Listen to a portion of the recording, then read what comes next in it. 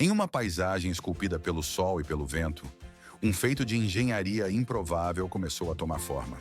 Em meio à aridez do Oriente Médio, onde a rocha e o calor dominam o horizonte, o povo de Israel realizou uma proeza que surpreendeu o mundo. Eles escavaram mais de 12 mil quilômetros de canais através do deserto, dando vida a um colossal rio artificial. Essa rede hídrica foi projetada para transportar bilhões de litros de água captados diretamente do mar Mediterrâneo, para sustentar uma nação em meio a um ambiente inóspito. Mas o projeto avançou ainda mais. Utilizando tecnologia de ponta em imensas usinas de dessalinização, eles transformaram toda aquela água do mar em água doce e potável, pronta para o consumo. Um processo complexo que redefine os limites do que é possível. Uma terra que se desfaz em poeira sob o sol implacável. Por décadas, o deserto do Negev, no sul de Israel, era um território praticamente sem vida. O solo seco e rachado tornava o cultivo uma tarefa quase impossível. No verão, as temperaturas subiam acima de 110 graus Fahrenheit. A chuva caía apenas por algumas semanas a cada ano, e os aquíferos subterrâneos secavam lentamente a cada nova geração.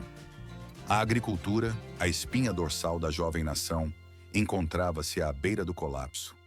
Muitas famílias dependiam da água transportada por caminhões de regiões distantes para sobreviver. Em meio a essa paisagem impiedosa, a apenas algumas dezenas de quilômetros, estendia-se o mar Mediterrâneo, vasto, infinito e repleto de água salgada.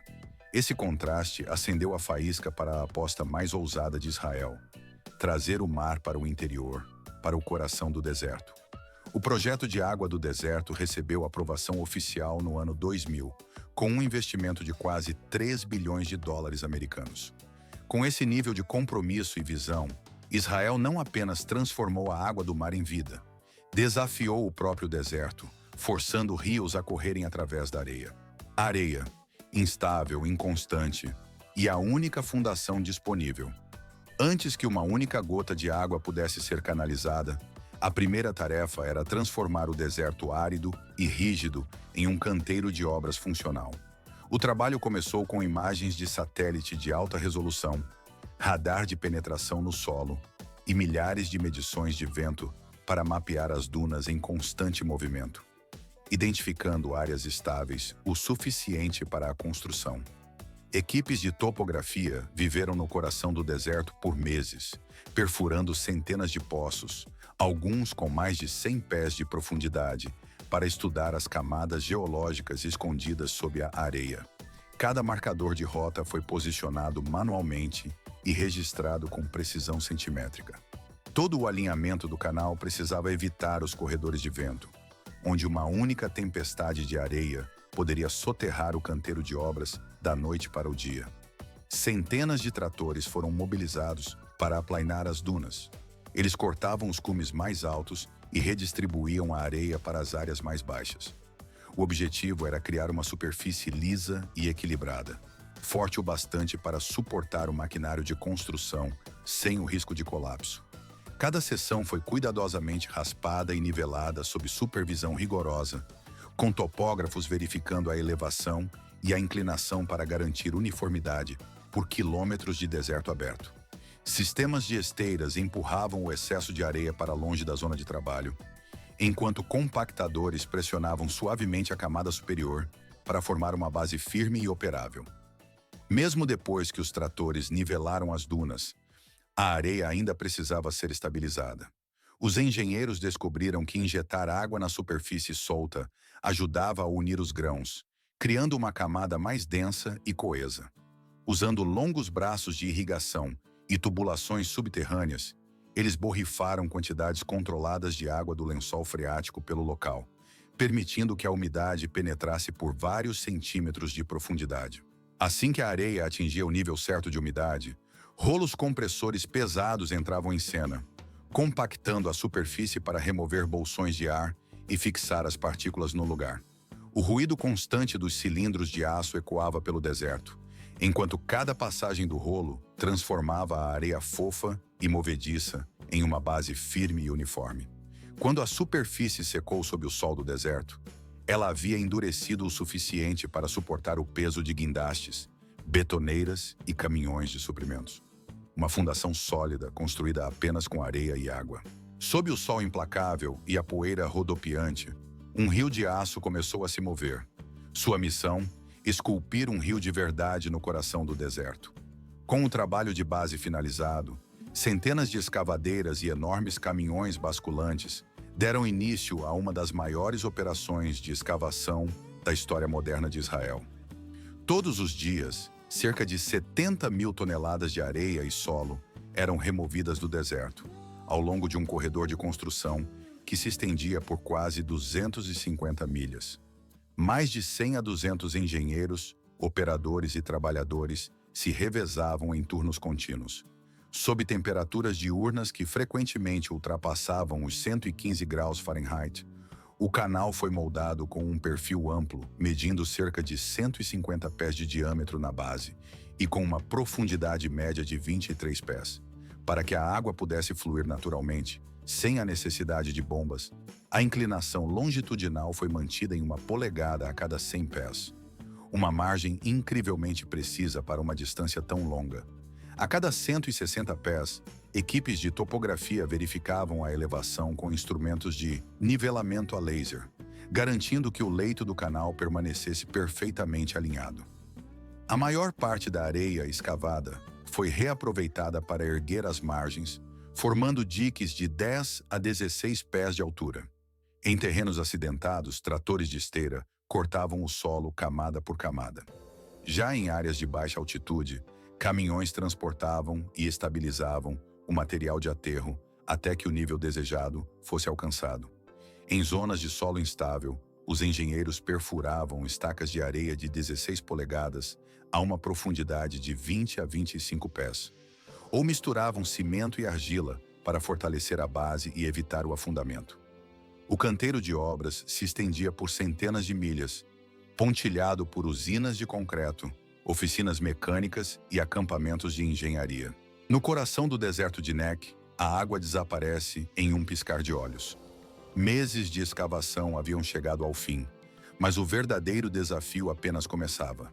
Ali, o adversário não era somente o calor ou a aridez, mas a própria sede da areia, capaz de absorver qualquer vestígio de umidade em questão de horas.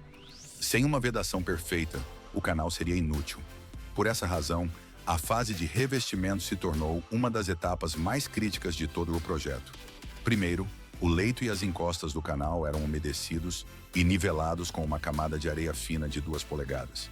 Em seguida, painéis de concreto com cerca de 4 a 5 polegadas de espessura eram despejados em seções de 16 pés de comprimento por 10 pés de largura, cada uma separada por juntas de dilatação.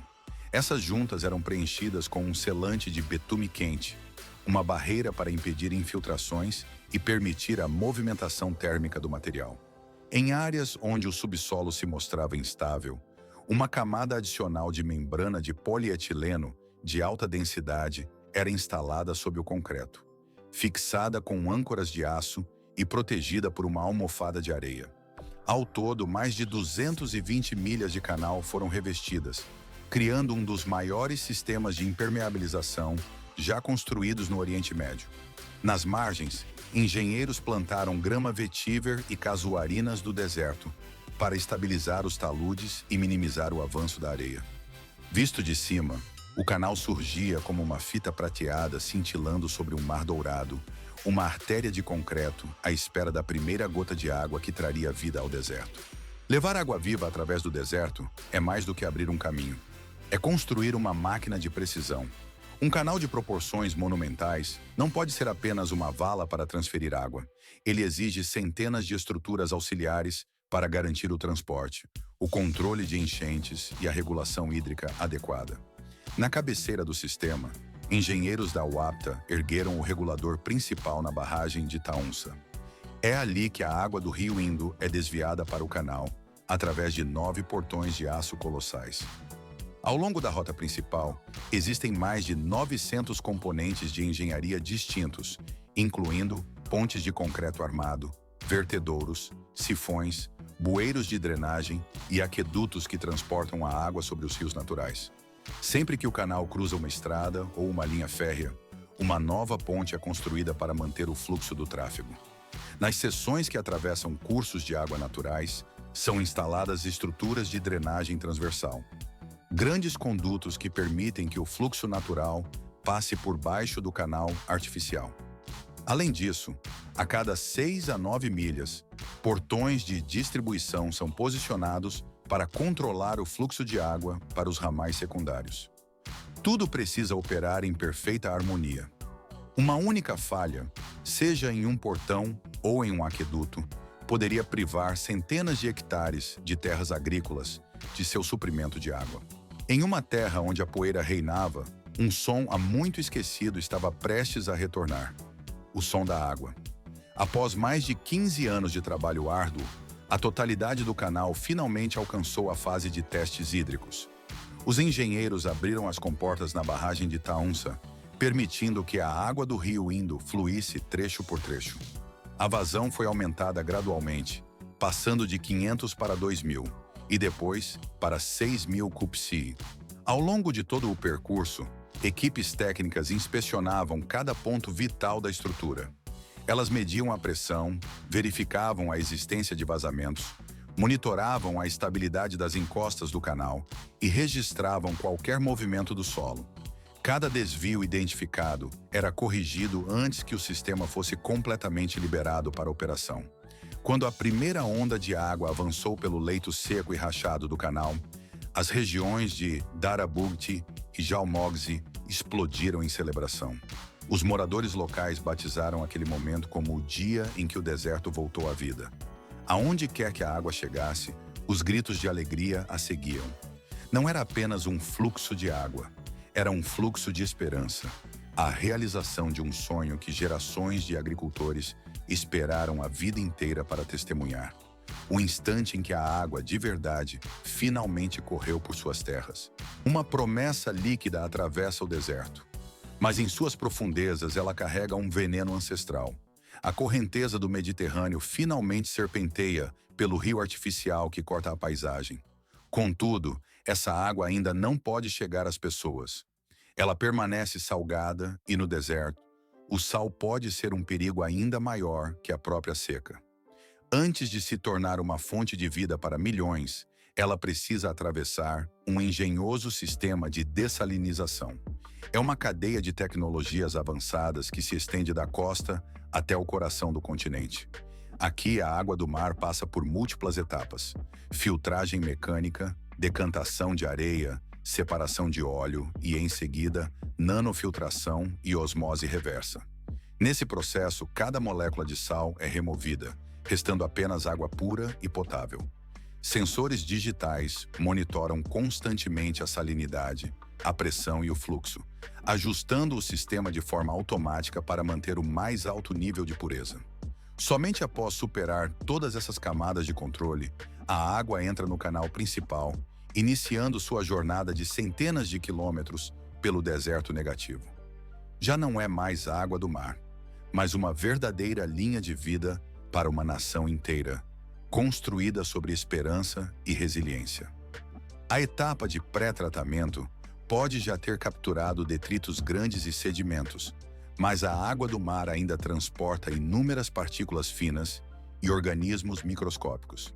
Para evitar que estes obstruam o coração da tecnologia que se segue, uma fase de filtragem fina é introduzida. Dentro de imensos tanques de filtragem, membranas de fibra oca atuam como barreiras ultrafinas, bloqueando algas, bactérias e até as menores partículas restantes. As etapas iniciais de filtragem são apenas o começo. A fase decisiva se desenrola dentro do sistema de osmose reversa. Sob uma pressão imensa, a água do mar é forçada através de membranas semipermeáveis, cada poro centenas de vezes menor que um fio de cabelo. Esta parede invisível permite que apenas moléculas puras de H2O passem, enquanto sais, metais pesados e vestígios de produtos químicos são deixados para trás. Bombas de alta pressão geram dezenas de bars de compressão, transformando a mistura salobra e turva em um fluxo quase puro. No entanto, ao sair dos módulos de osmose reversa, a água é tão pura que se torna quase vazia, e esse vazio precisa ser corrigido. Sistemas de dosagem adicionam pequenas quantidades de cálcio e magnésio para reequilibrar o pH e restaurar um sabor limpo e natural. Em seguida, vem a desinfecção. Luz ultravioleta ou ozônio elimina quaisquer micro-organismos remanescentes, enquanto um traço de cloro garante a segurança a longo prazo através das tubulações. Cada parâmetro é monitorado em tempo real e amostras de laboratório são analisadas constantemente. Apenas quando todos os padrões são atendidos, a água é bombeada dos tanques de armazenamento para a rede de distribuição, fluindo por quilômetros de tubos subterrâneos até residências, hospitais e fábricas. É um ciclo completo, onde o sal do oceano se transforma em água segura e potável, um testemunho do notável poder da tecnologia moderna. Onde antes havia apenas silêncio e poeira, um som novo começou a ecoar. Era o som da água e, com ela, o prenúncio de uma transformação que mudaria não apenas a paisagem, mas o destino de um povo.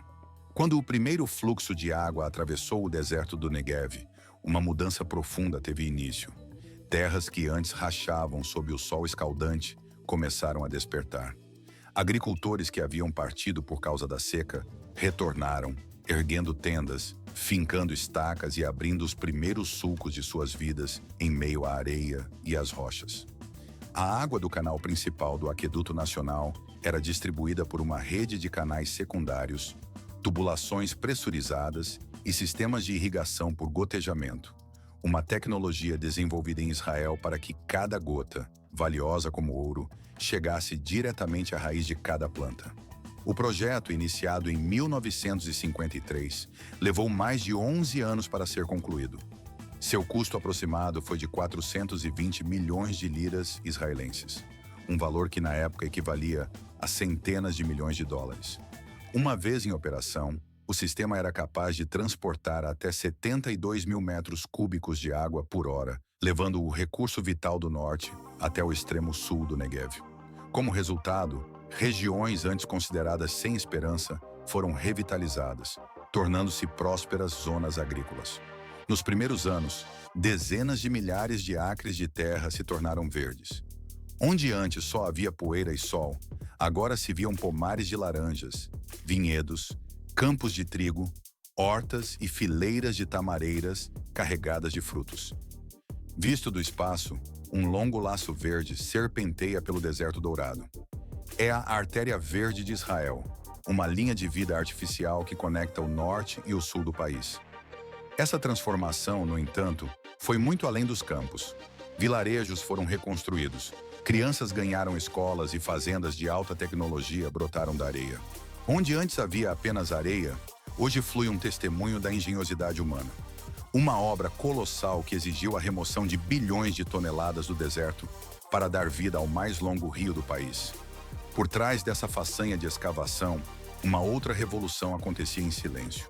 A tecnologia que transforma a água salgada do mar em água doce e potável foi o verdadeiro motor por trás de todo o projeto, tornando o impossível uma realidade corrente.